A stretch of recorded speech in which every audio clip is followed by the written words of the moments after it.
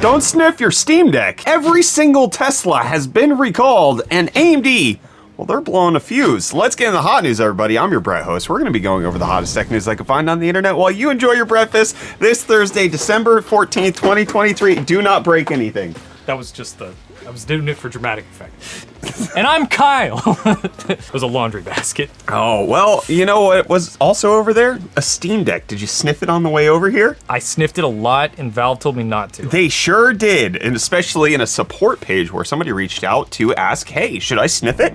And they said, as with all electronics, it is generally not recommended you inhale the exhaust fumes on your device. While there are no safety concerns with general usage, directly inhaling the device's vent fumes should be avoided. We understand that it may be a meme, but please refrain from this behavior for the safety of your health, which I have a couple of questions here. What fumes? What exhaust fumes are they putting out? Because honestly, it should just be pushing my air through just thin sheets of metal. So maybe give me some oxygen and a little bit of, you know, stainless steel hitting the aluminum, probably. And the copper, I forget what the... Where's my Steam Deck? No, it's a copper heat pipe with an aluminum fin stack. Yeah, like I should just be smelling that. That's not a fume. I'll have you know that I did extensive research onto the topic, even putting my life at risk for the sanctity of... Did you give it a little stinky poo? Journalistic integrity. Is that what we do around here? Yes. I gave it a whiff. It needs to be on. But it's the same fumes if I'm sucking straight through. Just... It's less concentrated. Well, okay, let me like create a seal.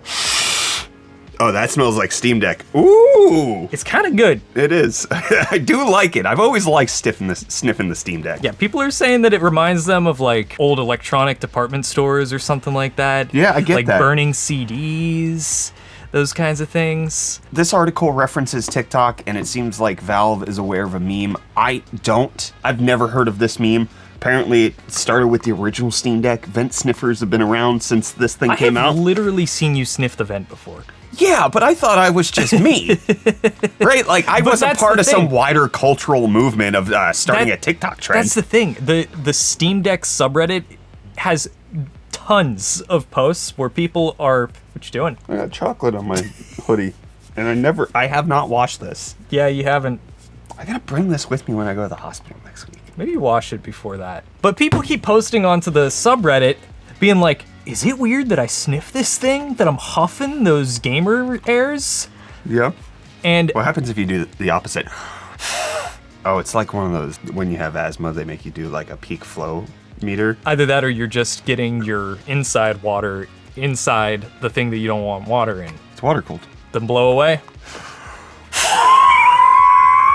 I probably blew like a 450 right there. It's not good. My lungs are screwed. I don't know what this gauge is based on, and I also don't know whatever the next thing is. Today's video sponsor. You'll learn real quick.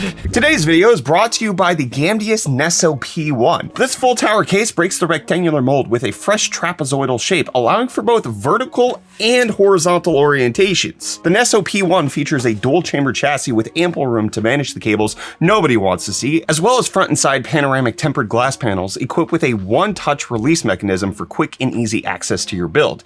Additionally, the Nesso P1 boasts a spacious interior, accommodating mounted graphics cards up to 426 millimeters with the options of vertical and horizontal mounting, with room for both 360 and 420 millimeter radiators, and with space for up to 10 fans and plenty of perforated outer mesh panels to maximize airflow. The Nesso P1 is a sleek choice for those who want a blend of quality construction and sleek aesthetics. And if you're looking to update your case or are starting new, remember to click the link in the description below to pick up a Gamdius Nesso P1 for your build. Big thanks to Gamdius for sponsoring today's video. Well, if you're using one of those Gamdius Nesso P1s, you could potentially use it to play your video games. And while we await Valve to come out with the Steam recap so that we can see how much of our life we've toiled away at fake things that don't actually improve us besides giving us beautiful stories and making us feel entertained. Array. You said array and not away. Anyways, did I derail you? You mean Skywalker? No, the thing that killed Steve Irwin, Ripperoni. That felt sacrilegious. sacrilegious.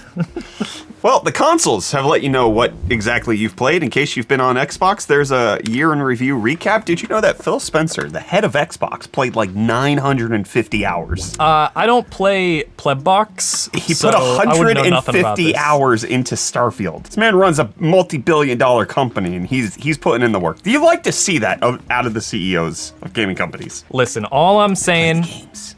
he could have very easily just left his Xbox on overnight and he's fudging the numbers. Oh, goodness. To be like, ooh, I'm like you guys. Wow. Okay. Well, there's also a PlayStation recap, and to show you, I'm like you guys. Let's see how much I played.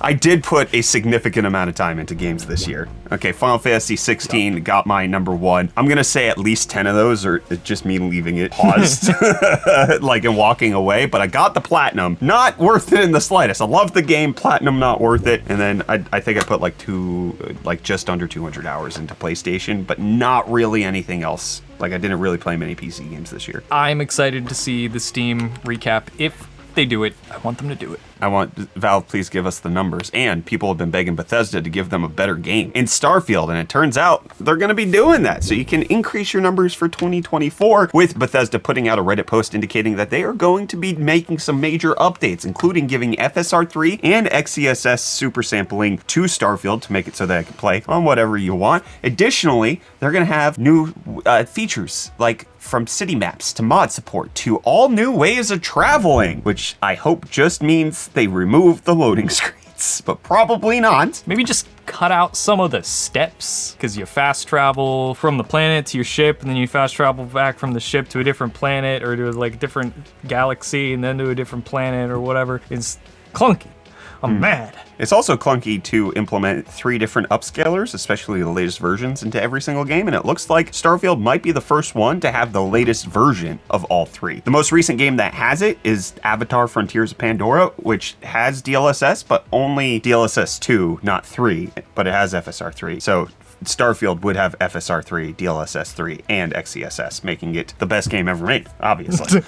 That's why it won all those awards at the Game Awards. Yes. You know how you've been saying that none of the videos you've seen of Avatar make you feel like it looks good? Mm-hmm.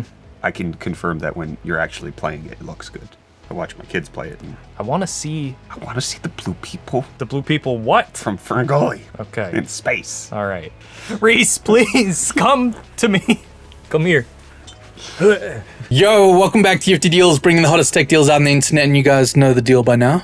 Deals. Starting off, we have this glorious GMMK 60% bare bones mechanical keyboard kit for only $16.50 with the coupon applied, making it 50% off. And honestly, what a great pickup for a little DIY project that hand them out to your friends at this freaking price. But then next up, we have this Lenovo Legion 24.5 inch 1080p 360 Hz gaming monitor for only $199.99. But then lastly, we have the Xbox Series X getting a nice little price drop just in time for the holidays, making it $399.99, making it $100 off. And with that, the deals are done. You can find these and more linked in the video description down below. But until next time, I'm gonna hand you off back to Brett and Kyla for the rest of your hot news. Cheers. Well, Reece, Tesla's in a bit of a bad deal, which is the fact that they have to recall nearly every single vehicle they have ever sold. What does that even mean? It means that the autopilot feature that has been implemented in most of the 2 million plus cars that they've ever sold is faulty. And the NHTSA came to an agreement with Tesla for them to roll out a software update to fix the recall that's actually happening, because they just find that autopilot can be left on too egregiously, especially when drivers are not paying attention, and they're making it so that it can actually turn off and so that it can actually have a 3 strikes and you're out system, very much like full self-driving already currently does. Additionally, you have to meet the requirements to turn it on in the first place. It's not just you can easily access it anymore. Slightly different. What requirements do you have to meet to turn it on in the first place? Probably you're paying attention to the road, so it's monitoring you with the cabin cam, and then you're also jiggling the wheel with the torque. The same things that it would yell at you for if it disengaged. That's the general idea. So more than likely, this is because Tesla has fought the NHTSA to not have to do anything more significant than that, but there are so many reports coming out of Tesla just knowing that they could implement safety measures, not because autopilot's unsafe, but because it puts drivers in a place where they get lulled into a false sense of security, and finding ways to mitigate that are found in other self-driving technologies or assisted driving technologies. Tesla has refused to do that, so the NHTSA is trying to make that happen here. All 2 million, all of them. There's also a feature update coming to iPhones in case you want your phone to get stolen. Well, you can do that with fewer consequences now. There's a beta feature in the iOS 17.3 update that's going to be stolen device protection, which adds a few extra steps to make it a little bit harder for people to access everything you have. So one of the things that's been popping up with iPhones lately is that they can be easily hacked if somebody sees you type in your passcode. How? So there are now mitigations in place with this opt-in feature, such as the fact that it will put a 1-hour delay before you can put in your passcode to actually reset things. Additionally, if it's not at a known location like home or work, it will force you to always use Face ID or Touch ID to actually log in to all of your credentials, and you can't just leave it open like you could without this on. So it seems like a good, helpful feature. It's nice. So what confuses me about that is Yes. typically the PIN is used as like the final level of security in most situations, where like when you first turn on your phone, you can't unlock it with Face ID. You have to have your PIN. Correct.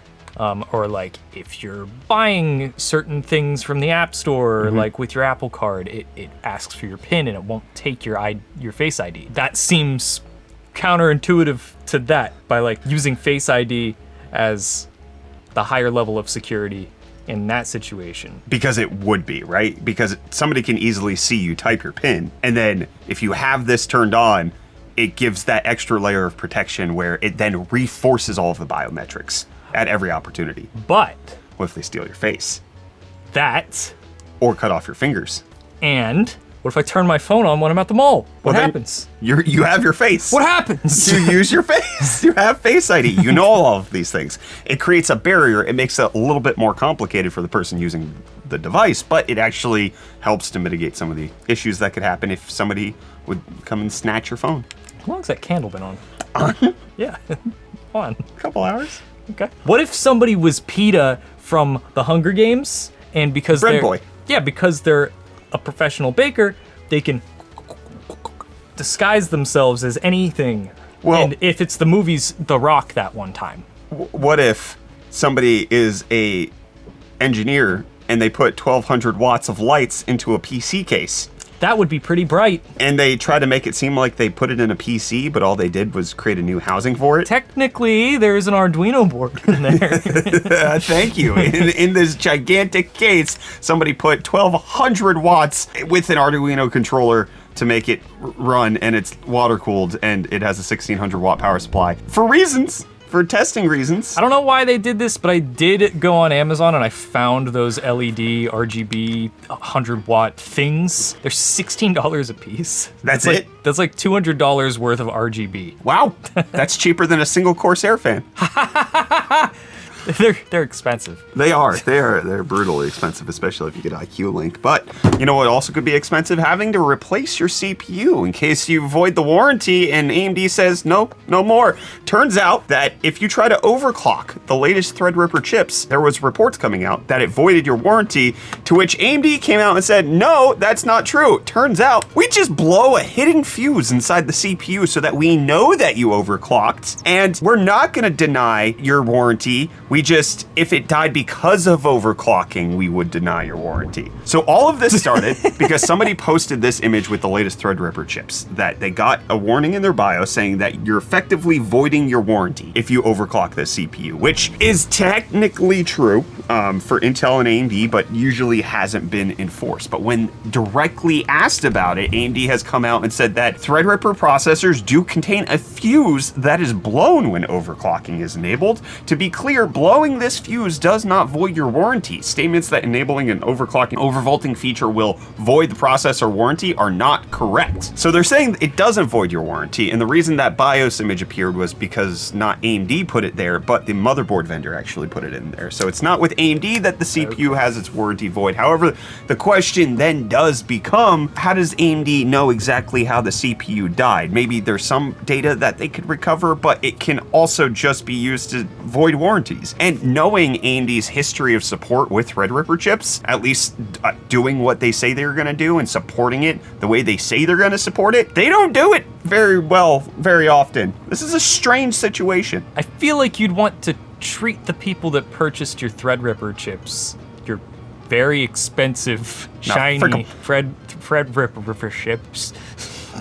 Feel like anybody who bought those shiny chips would be like, you're high priority. If you're a Ferrari dealership, you treat your customers very well because they're spending a lot of money with you. So Threadripper falls in that weird middle child category where it's not their Epic chips, which is actually where all the real money is in the server environment, and it's not the mainstream consumer. It's in that prosumer territory. For all the crazy people willing to spend $10,000 for 96 core CPUs, yes. Yeah. And AMD has shown time and time again they are willing to abandon their Threadripper customers. With the third, You're doing it too. with the third gen of Threadripper chips, they said that they were going to support that motherboard socket for a while. And then do you know what they did?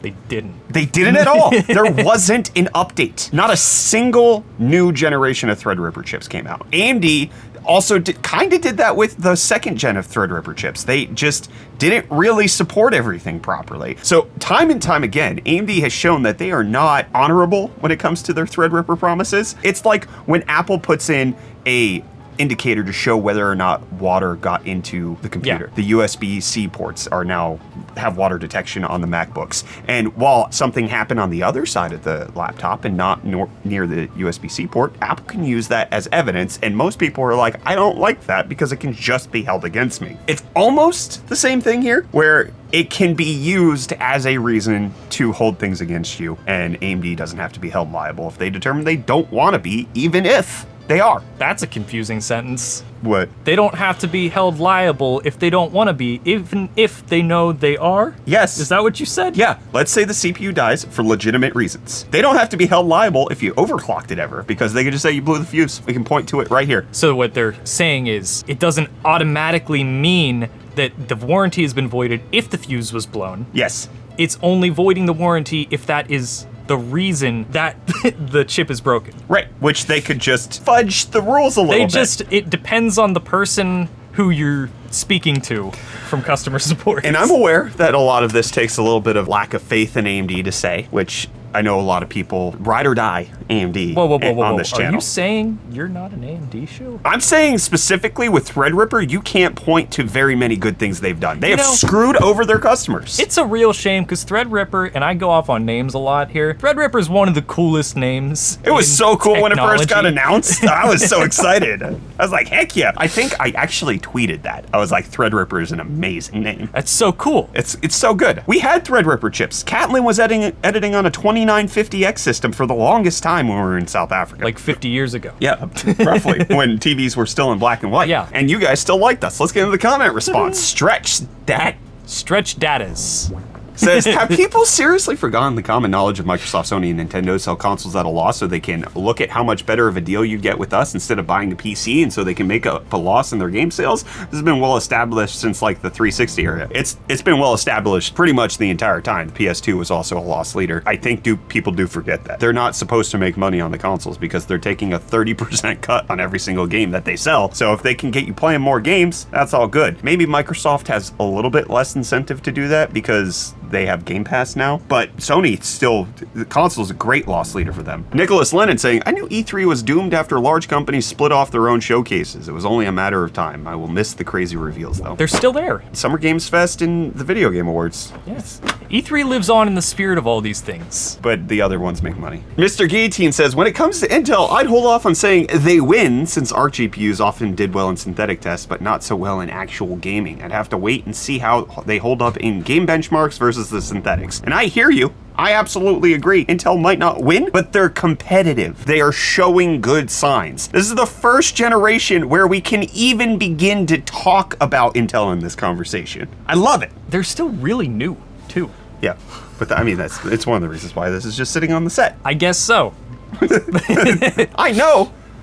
It needs some time in the oven. I know these things gotta bake and shake around, but listen, the fact that this card exists, there is an Intel GPU. I have been talking about this on Hot News since 2018, that Intel was gonna get into the GPU game. I am holding it. I'm not using it, but I'm holding it. They're part of the conversation. I'm excited to see it. Some people aren't excited with me though. Toke Gecko is saying, the Portal is more expensive than the Steam Deck and is the same price as the ROG Ally because you need a $500 console to use it, which is in response to us discussing using the Steam Deck for PS5 remote play. You need the PS5 either way. Yeah, everybody keeps saying to buy a Steam Deck instead of a PlayStation Portal.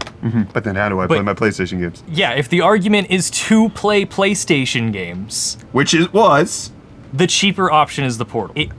We can have a conversation about what's a better idea to buy, a PlayStation 5 and a Portal or a Steam Deck. That's fine. That's debatable. No, it's not. Steam Deck. But it's Linux. Steam Deck. Speaking of, Cam says, when you said the next Xbox was going to be a cylinder, I wanted to change box in Xbox to something else, but every name idea I came up with, I think, is an adult website. X2. Don't look that up, kids. E. Taylor saying, Google requested a jury trial from my understanding. Only defendants in the US can ask for a jury trial in civil cases, so it was Google that kind of hurt themselves. They're probably going to win an appeal though, since the precedent is already there that what they're doing is not a monopoly. So Google shot themselves in the dealio. Why would they do that? Noob-like says, Cowtown, population 1. What? Because I said Cowtown. And they heard Cowtown. I thought that was great. And then lastly, let's get back on the Portal thing. Unknown Stuntman saying, okay, thinking it's a bad talking point to point out the HDR on the Steam Deck OLED and PlayStation Portal not having it is fine, but saying it's due to the price is a bad take / comparison. It's a matter of comparing apples to oranges that makes it useless to point out the HDR. Thinking the Portal couldn't do HDR because of its price is a rough take at $550 for the Steam Deck OLED. It's a complete system. Plays games natively, has controller, has an actual CPU, GPU, take all that actually useful stuff. You think a controller and an HDR screen couldn't be sold for $200 or under? You're wrong. I'm gonna take off my hat to dunk on this guy. Whoa, I'm scared. You're wrong. Whoa! That's gonna be my take. Okay, so just even looking at Valve's own price sheet, right? To go from the Steam Deck LCD to the Steam Deck OLED, that is a $150 price jump. It also comes with 256 gigs of storage, but the price jump to do that isn't actually very high. Those SSDs don't cost much to go from 256 to 512. You're looking at 20, maybe 30, 40 bucks. So the actual screen is a huge part of it. And additionally, just do a brief Google search if you wouldn't mind. Try to find an HDR capable screen, an HDR 400 or above, an actual truly HDR capable screen. And what you will find is that they are, I'm pretty sure some of these are lying about their capabilities, roughly $140 and up, okay?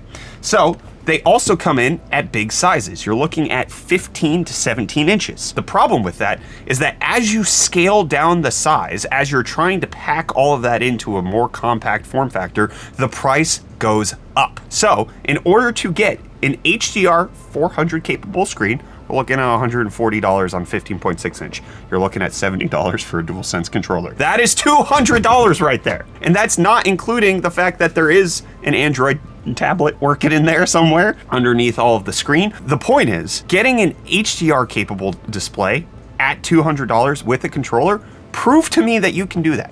Where? There's no object on the market that can do DualSense plus HDR for 200 bucks. Doesn't exist. Unless you use your already existing DualSense that you already have, and you buy that. And you just plug your PlayStation into that. You wear it in a backpack. How do you power the PlayStation? Magic. Of course. How did I not think of that? Believing. I think saying that I'm wrong because I think that the price point of $200 is impossible to get an HDR screen. The market shows that that is true. Any $200 Android gaming handheld does not have a HDR 400 screen. They have a low resolution, regular 250, 300 nit screen with a big old battery inside. That's essentially what you get. And the only reason Valve's able to release a Steam Deck OLED at this price point at $550 is because they spent the millions of units that they shipped of the other Steam Deck to get the prices down on these things to make it so that they could release it at $550. I just don't understand why everybody keeps getting so mad about us not being upset with the Portal. We're not telling you to buy it. You don't have to buy it. It's not for you. Don't buy it. Guys, everybody, don't buy the Portal. You can't. Okay? It's still out of stock. Can't. It's selling really well. I just like it. I have a Subaru Baja. I drive a 2005 Subaru Baja. You think I'm gonna recommend that car to anybody? I love it. It's stupid. I don't care what Your you car is think. stupid. I don't care what any of Why you would think. you want a stupid half truck bed when you can get a full truck bed? Exactly. Why would you not just get an Outback so that you can put stuff in the bed and have it covered? I like disappointing myself. And probably your parents too. See you tomorrow for more on this. See you, Mom. Does she watch?